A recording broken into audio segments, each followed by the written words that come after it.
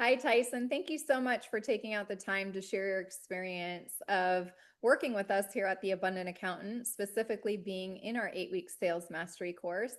And I'd love it if you could share where you're at in the country and what does your firm specialize in? I am in northern Utah, almost to the Idaho border.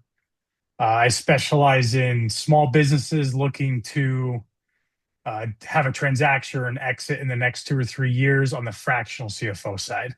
Right? So I don't play around the tax or the bookkeeping game, more strategy for Yep. forecasting, that kind of fun stuff. Awesome. Yep. And all fractional CFO services. And how long have you had your firm, Tyson? About a year and a half now, full time, a little over a year. Okay, awesome. So you've been at this alone about a year. You had a work job, and you were doing your firm for about 6 months. So share Mhm. with me what it's been like in the last year and a half as it related to your sales process and challenges before we met. Before we met, all my sales came from word of mouth and referrals. Mhm. And at that point, these companies already had problems. They knew they had problems. They knew they needed help. The closing was very easy. Mhm. When that dried up, I started to struggle. I was not able to close leads that were coming in. The few leads I was getting in, um, I couldn't portray the value I could provide very well at that point. And since I have a full binder of homework I've done, and We'll get to that as in a I'm second. We'll get to that in a second. oh yes, I see. Yeah, I'm not Yeah. supposed to talk about that. Yeah, no. Um, So, so what was the moment you decided to do something about it, Tyson? Like, how many client meetings did you go to that were not a referral that you struggled to close? And how much total revenue did you miss out on because you didn't know how to communicate your value and you weren't able to close those other leads that you were getting? That and you decided and said, okay, I got to do something about this. Share with us those details for another firm or owner that might be pretty new, just like you, maybe they got a couple referrals and you're like, wow, that was easy. And then that dried up. And now they're like meeting random people, going to BNI meetings, going to networking, getting referrals from attorneys or whatever, and they're much more difficult to close. I'd love it if you could share how many meetings did you have but didn't close? And then also, what was that turning point for you where you decided to do something different and reach out to us? Luckily, it wasn't a lot. I noticed it pretty fast Good. that before it was with all these referrals and leads, it was I would have a meeting, it would close within a month or two, or faster, um, almost 100%. Maybe not quite 100%. But then when I think I had upwards of maybe 6 sales meetings and none of them closed. And Okay. that's when I identified very quickly there's a, my process is broken. As I evaluated, I had a previous career or previous job I had, I was the CFO of a company that had a lot of salesmen. I reached out to a couple trusted salesmen over there, different types of sales. Yes. Um, and as I explained my process, they just said your sales process is broken, and they're like, I don't know how to fix it because you do different types of sales, but you need to go fix it.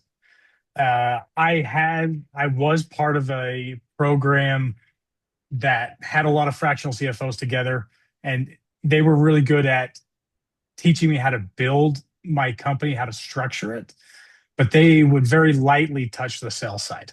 Yeah. It was once I identifying that from that program, it was not going to fix my sales process. It was broken. It did not take very long to identify Michelle and her group. Um, You were on the because hunt. you guys are pretty popular out there. I think we had connected at some point on LinkedIn, Yeah. it was I think a message on LinkedIn that I saw, um, jumped on a phone call, and it was a pretty fast close once I could see the value that this was going to bring to my firm. Yeah, and if you had closed those 6 clients that you Oof, didn't, Tyson, how much additional revenue would you have today? If 24,000 a month a month. recurring. So Yeah, 24,000 a month times 12 is what? Where's my calculator? But 300 grand, probably just Yeah, I under mean, that's 300,000. That's 300,000 of revenue, which is so significant. And that's why I tell firm owners, and maybe you can share from your perspective, being a new firm owner. Most new firm owners, Tyson, say, I just need leads. I need more leads. I need to do lead generation. I need to do all that. When I say, what's the biggest challenge with your firm as it relates to your sales? The number one thing I hear is, I need leads. And I'm like, that's not a sales problem. What would you say, Tyson, to that firm owner who might, who might be in your shoes where they're not tracking their closing ratios. So they might not realize that they just missed out on 5 or 6 or 10 leads that could have generated them maybe even 10,000 a year or 20,000. You have higher ticket packages for your fractional CFO work. Mhm. But what would you share with a firm owner that doesn't have those ex-colleagues like you had that identified that you have a sales problem when most think they have a lead or a marketing problem? Yeah, and I would say you may have both, right? But the lead problem isn't just a lead problem, it's a quality lead problem. Yes. And identifying quality leads will then have a higher close. However, if you just go into a call and don't have any preparation going into it, thinking to yourself, "Hey, I just will sell myself.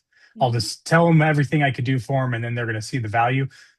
That's incorrect. That's an incorrect thinking process. Yeah. You need to have the preparation going into it. Up until this point in your career, you've done everything to prepare to be the best fractional CFO you can be. But if you don't prepare to be the best salesman you can be Yeah. or salesperson, you will not succeed. Yeah. So I would love it, Tyson, if you can share what's your view on sales now versus what it was before. Before, like I mentioned, I was involved with a lot of salesmen. They were door to door, high ticket items that they were selling, and my viewpoint was the sleazy car salesman. They're Oh, coming I in do there not to want to be trick you. that. Yeah. Yeah, and it's different for them. They some of them were tricking people, getting the money and running. Mm, That does not work for us no. because we have a continual relationship with these company owners as we go forward. Yeah. Uh, so that was my viewpoint. I did not want to be a good salesman because my viewpoint was these are bad people. Right. Um, Having gone through the program or having learned to improve my sales side, it's not so much tricking them. It's helping them understand the value I can bring, the value I've already brought to company owners, and see the improvement they've had there and what I can do for this company. Yeah. And A identify lot of the problems. yeah, a lot of these company owners, they open up their bank account and they see that the cash is not there, even though their top line keeps growing, Yeah. and they get frustrated. They get worried. How much, if sales stopped, how long can I last? Yeah. Well, it's me showing them with previous companies I've worked with the improvements that have been made. It helps alleviate some of those fears and anxieties that they've had. Yeah. Um, Help them be empowered and have confidence in their numbers as they move forward. Yeah. And now you learn that by working with us, right? Oh, 100%. You got the emotion wheel, which I think I've seen that somewhere in my life before, It's but on Google. never. It's not Yeah, anything yeah, it's not anything proprietary, that part. But yeah. before I we dive never would have into tied that to sales. So, right. Yeah, exactly, right. Tyson, I'd love it if you could share what were some of your initial skepticisms, from the first message you got from me on LinkedIn to our conversation to your call with Jane.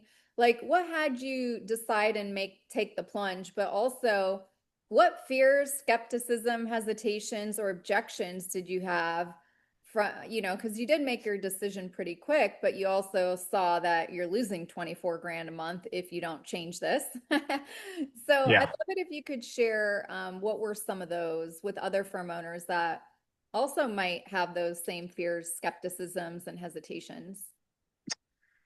The Being an accountant, we always look at ROI and the return of investment of, whatever the cost of this program.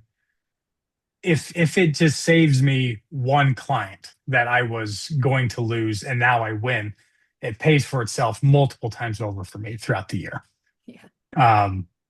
But if you go from a 0% or a 10% close rate to a 50% to a 75%, I mean, first of all, you're gonna have to start hiring people real fast because your business is going to grow like crazy, and then the return on investments just keeps getting bigger. Yeah. Yeah, for sure. Love it. Thank you for sharing that. Um, what have been some of your biggest wins or aha moments that you experienced once you decided to take the plunge and go all in and enroll in our 8 week sales mastery course? You did all of your homework 100%. You showed up to every group coaching call. Like, what were some, like, what was one or two of your big aha moments or light bulb moments that you had that you would maybe wish you would have heard in one of these videos that might help another firm owner out in just, saying, okay, I actually have a sales process problem. I don't have a lead or a marketing problem. I got to get this fixed first because Mhm. otherwise every encounter you have, like you said, if you're not prepared, isn't going to close or might not close at the fees that you want. I would two things. One, the emotional side of sales. Okay. Having been a CPA, CFO, did not understand the emotional side of these decisions that firm owners or company owners will have. Yep. Um, I never studied it, never experienced it. I'm very much kind of a black and white, cut and dry type of a person. Yeah. But a lot of these entrepreneurs and these small business owners, they do feel a lot of that emotion and the fear and the anxiety that can drive a lot of their decisions. Where if I understood that and I reciprocated that, I was almost a mirror to them, speaking back to those problems and the fears that they have and help them Yeah. understand that my firm services will help alleviate that. That was a huge aha moment for me. Good. Um, the second, oh man, and I had another good one, and now I'm blanking on it. Uh, I think the structure of sales. It is still a very structured um, process of the business that I had zero structure. I would, before, put a PowerPoint together with 5 or 6 slides. I would try to explain some of the benefits. Oh, I remember. Okay. Uh, referrals, not referrals. What we're doing here, testimonials Yeah. from existing clients, the successes. Yeah. An experience I had recently was I took a lead to lunch and brought a former boss of mine that I was CFO for. And I told him the purpose of the lunch. Now, this may not have been directly in the program. However, I told him I would love if you would say how great it was to work with me and this kind of stuff. And Yeah. he went on 20 minutes tirade of why this guy needed to hire me because of all these things I helped his firm with. That aspect I never would have asked Yeah. my clients of that part and coaching them and helping them Love it. provide those good referrals. So Yeah. And it's so important because you're helping another firm owner today, right now, Tyson, right? mm, Like another yeah, firm owner watching this, you're going to hear something from Tyson that you're not going to hear from me or Denise when we're teaching or in any of my webinars. You're hearing it directly from the person that worked with me. So it's a very different and very powerful element that I believe every firm owner should integrate. And it is part of what we do teach you too. So yeah. with that being said, Tyson, what other things would you tell your younger self a year ago, maybe? Let's say in the beginning when you started your firm, you just quit your job. Like, what would you say to your younger self, knowing what you know now? What would you wish you would have done differently, looking back, even 2 months ago before you even started this program? Sales is king. If you don't have sales, your firm will not last. You could have 2 or 3 clients that are referred to you like me, and you pick them up and it's great. But the sales process isn't just at the very beginning, it's kind of throughout your whole relationship. It is. And the things I learned in this program not only will help me generate closed sales and new business, but existing clients I have, I will speak to them better. I will reciprocate issues and problems and identify issues Yeah, that they currently have and be able to speak to those better. love it. Well, thank you, Tyson, so much for taking out the time to share your experience with other firm owners that might be considering enrolling in our 8 week sales mastery course. Is there any other words of wisdom that you have for another firm owner that maybe I just didn't even ask you the question, but you feel compelled to share before we wrap up today? Yeah, I think every on the fractional CFO side, you have to have balance. You have to have the amount of prospecting and sales and client service work. Client service work is kind of our happy place. We know how to do it. Yep. It's easy. I mean, maybe not all of it's easy, but it's comfortable for us. And you have to get out of the comfort zone if you want to grow the firm. And to get out of the comfort zone and have a structured process, it's the only way to do it, or else you'll flounder like I was doing. Yeah. Awesome. Well, thank you so much, Tyson, for taking out the time. Really appreciate it. Of course.